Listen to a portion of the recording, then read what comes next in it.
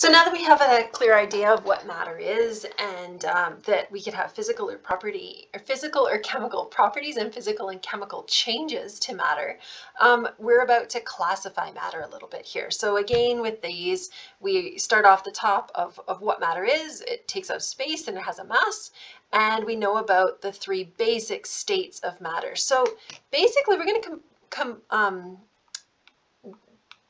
talk about two different classifications of matter. So we're going to talk about pure substances and we're going to talk about mixtures. When we talk about a pure substance, it always is the same composition. So I write that as constant composition. And what we're talking about, these are the things that are the same all the time. And so we could talk about the periodic table. And the periodic table is the periodic table of elements, and it's all of the matter on Earth in its most elemental form. And so it's broken down as much as it can. So it cannot be broken down into anything more simple than an element. And so when we take a look at these fundamental substances, it's everything on the periodic table. And sometimes it's worth taking a look at things that are on the periodic table. So oxygen gas is an example. Pure gold is an example. You can find these things on the periodic table.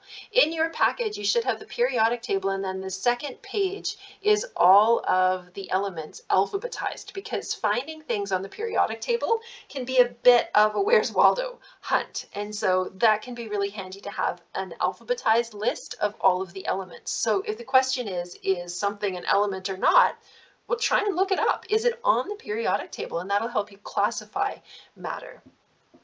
Another thing that is a pure substance, again, something that has a constant composition, is a compound. And what a compound is two or more elements combined in one entity. And so the important thing here is how this sentence ends. And so it's two or more elements combined in a fixed proportion. And so it's always a ratio between things. And so water always has 2 parts hydrogen and 1 part oxygen. H2O2 is something else entirely, and you can ask me for a really bad joke on that. I would be happy to tell you. Salt is always 1 Na and 1 Cl. The other thing that we could talk about is glucose is C6H12O6.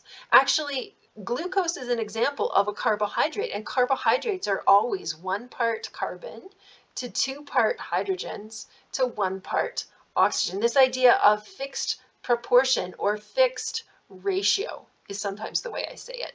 We're talking about how many of things together, and that makes the constant composition of compounds. So these are both pure substances. They always have the same composition. We could talk about the periodic table, or we could talk about these elements combined in fixed ratio being examples of pure substances. The other side of this chart, the other classification of matter that we're going to talk about, are things that have a variable composition. And so in these, we're talking about mixtures. So it says here, variable composition. And these mixtures can be one of 2 different kinds. You could talk about things being a homogeneous mixture or a heterogeneous mixture. And so in these ones, you could have, tea of different strengths, right? Maybe you like a little bit of sugar in your tea and your friend likes a lot of sugar in their tea. That tea would be an example of a homogeneous or homogeneous, doesn't matter which way you say it, tomato, tomato, mixture. There's no fixed ratio or specific formula for tea, right? In these ones, you could always separate your sweet tea back out with physical methods. And this is something we're going to come back to in the next section. So we'll come back to these ones because it says physical methods here and chemical methods over here. So we're coming back to that one. I didn't miss it. So these idea of a homogeneous mixture, it means that it looks the same throughout. So it's a uniform appearance through these ones. It's also called a solution. So a homogeneous mixture, another word for it is a solution. So your tea is a solution. So first example, sweetened tea. Seawater would also be a homogeneous mixture. Wine, coffee, really on the beverage kick here of a homogeneous mixture. And so anything that you can't see any sort of difference in from top to bottom would be a homogeneous mixture. If I get into the salad dressing, mayonnaise would be a homogeneous mixture, where oil and vinegar salad dressing would be the opposite of this. So the opposite of these are heterogeneous or heterogeneous mixtures. Again, tomato, tomato. The mixture is not uniform in how it looks, and so it has different composition throughout the container. And so things that don't mix, oil and vinegar, oil and water, sand and water, those would be examples of a heterogeneous mixture. If you've ever been on the beach with kids and they want to make you like a mud pie, that's what we're talking about. It's probably not a heterogeneous mixture. It's probably got some sloppy water and some solid sand in it. So these ones, again, like I said, chemical methods and physical methods are different for how we separate these. So let's take a closer look at those mixtures and the differences between pure substances and mixtures. So chemical methods were for these pure mixtures, and physical methods were for, sorry, not pure mixtures, pure substances, elements and compounds, and physical methods for separation were for those mud pies and your sweetened tea, for those solutions and heterogeneous mixtures, or homogeneous mixtures and heterogeneous mixtures. So separating mixtures, distillation is an example of physical means. And so distillation, you can distill vodka, you could distill alcohol, right? Where you're separating a components of a solution, a homogeneous mixture, by using the physical properties. And remember, the boiling point of water was a physical property. Density was also a physical property. So it's not distillation when you're separating things with density, but those examples are illustrating physical means of separations. And so we could either do, for a solution or a homogeneous mixture, whoops, distillation. So really in this one, what we have is water here, or maybe alcohol in water, and you could boil off the water in this example and leave purified water down here, right? So you're trying to separate these out. In the lab, I have a distillation flask, which has sort of a cooling chamber. And so in that example, you could have water and alcohol. And if you heat that up, the alcohol is going to boil off first because it has a different physical property of boiling point. And so you evaporate the alcohol off and then condense it back out. And so the alcohol would come out of your still here, your distillation. So filtration doesn't take much more than playing on a sand with kids. If you make coffee with a drip filter, you're filtering things, right? That's what filtration is. And so you're really trying to separate the heterogeneous mixtures based on their particle size.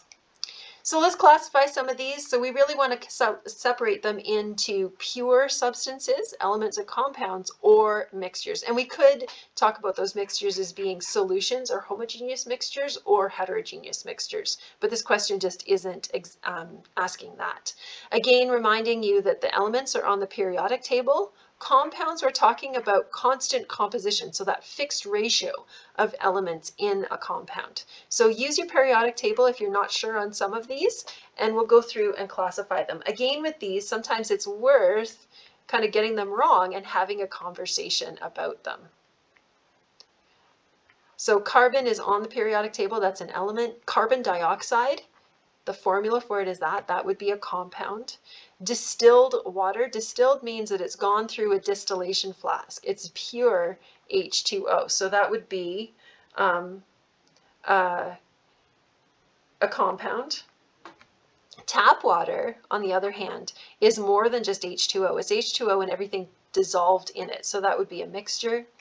Steel is a mixture of metals, and so that would be a mixture.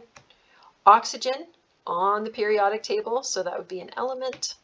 Salt, NaCl, that's a compound. That was in the examples of compounds. We've got aluminum as an element on the periodic table.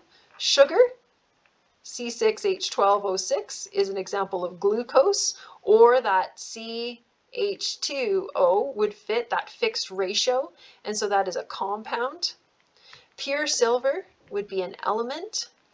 Gold is on the periodic table, but when you see a measurement out the front here, that means that it's a mixture of gold. Gold is really, really soft, and so they mix it with other metals to make 18 karat gold, 12 karat gold. So that is technically a mixture, even though gold is an element. Ocean water, I guess it's debatable whether it's a homogeneous mixture or a heterogeneous mixture, probably depending on your sample, but it does have variable composition, and so that's what makes it a mixture. Brass, you can check your periodic table, but it's not on there, nor is it a compound of constant composition. Brass is a mixture. Air, also, let's hope it's not a heterogeneous mixture, but that is a homogeneous mixture. We have different compositions of air depending on the sample that you have. And so this is another chart that just illustrates a lot of the same thing. It's backwards, which really messes up my mind, but it's kind of a flow chart of decision making, right? So you've got matter. Can it be physically separated? If not, that makes it one of the pure substances. Is it on the periodic table, or does it have those fixed ratios? So could it be chemically decomposed? Could you break it down anymore or not? So no, you can't break it down anymore. That would make it an element. If you can break it down, like you can decompose water, that would make it a compound. The other ones that we talked about, I know I'm reading it backwards, but this is the order that we talked about. Can you physically separate it? So can you manipulate the thing with density or boiling point or particle size? And if you can, then that's what makes it a mixture. It has variable composition. Is the composition uniform throughout? If it is, then it's a homogeneous mixture, aka a solution. And if it's not, then you may have been just dealt a mud pie on the beach, and that's a heterogeneous mixture.